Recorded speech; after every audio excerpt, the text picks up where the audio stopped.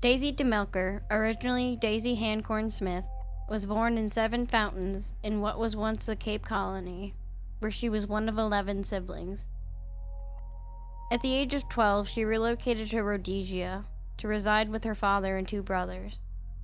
3 years later, she became a boarder at the Good Hope Seminary School in Cape Town. Following a brief return to Rhodesia in 1903, she moved to the colony of Natal and pursued enrollment at the Bira Nursing Home in Durban. During one of her visits to Rhodesia, Daisy fell in love with Bert Fuller, a civil servant in the Native Affairs Department at Broken Hill. They had intended to marry in October of 1907, but tragically, Fuller succumbed to blackwater fever on the very day of their planned union, leaving Daisy by his side. He left behind a will, bestowing 100 pounds to Daisy. Approximately 18 months after Fuller's passing, Daisy entered into marriage with William Alfred Cowell, a Johannesburg plumber, in March of 1909. At the time, she was 22 years old, while he was 36. The couple welcomed 5 children, yet sorrow struck as 4 of them met untimely deaths. Their first 2 infants, twins, passed away in infancy, followed by their 3rd child succumbing to an abscess on their liver. Their 4th child faced convulsions and bowel complications, leading to their demise at 15 months old. Their 5th child, Rhodes Cecil, born in June of 1911, stood as their sole surviving offspring. In the early hours of January 11, 1923, William Cowell fell ill shortly after ingesting Epsom salts prepared by his wife. Initially, the attending doctor perceived his condition as non-serious and prescribed a bromide mixture. However, Cowell's health rapidly deteriorated following the doctor's departure. Daisy, alarmed by her husband's worsening state, urgently sought assistance from neighbors and requested the presence of another physician.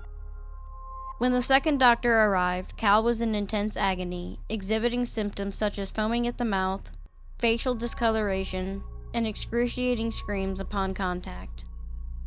These alarming signs led the second doctor to suspect strychnine poisoning, declining to sign the death certificate.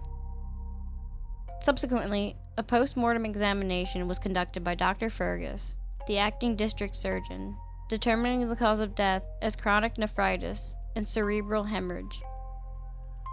As the sole beneficiary of her husband's will, Daisy inherited 1,795 pounds amidst the tragic circumstances surrounding Cowell's demise. On January 11, 1926, Daisy, aged 36, married Robert Sproat, a plumber 10 years her senior. However, their union was soon overshadowed by a series of distressing events. In October of 1927, Robert fell severely ill, enduring agonizing pain and intense muscle spasms akin to those witnessed in Cowell's case. Although Robert initially recovered, his respite was short-lived, as he suffered a second bout of illness shortly after consuming beer in the company of his wife and stepson, Rhodes. Tragically, Robert passed away on November 6, 1927.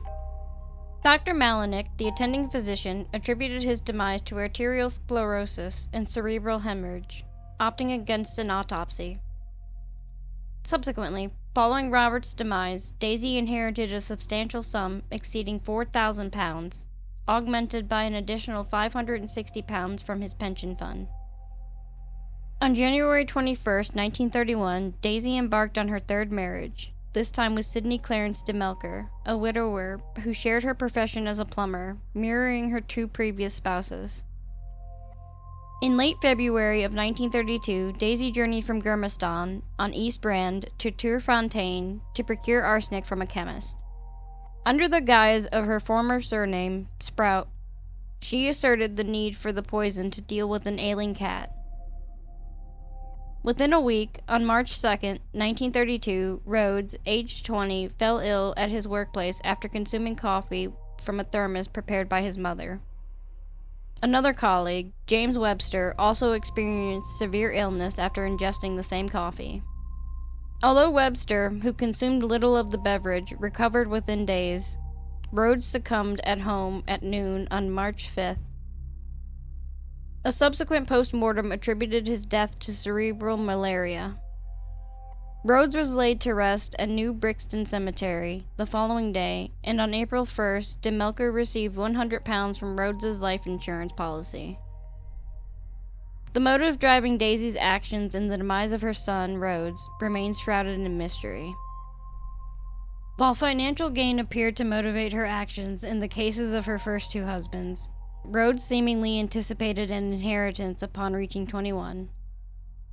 Speculation suggests that Rhodes may have placed undue demands on his mother, becoming a source of burden.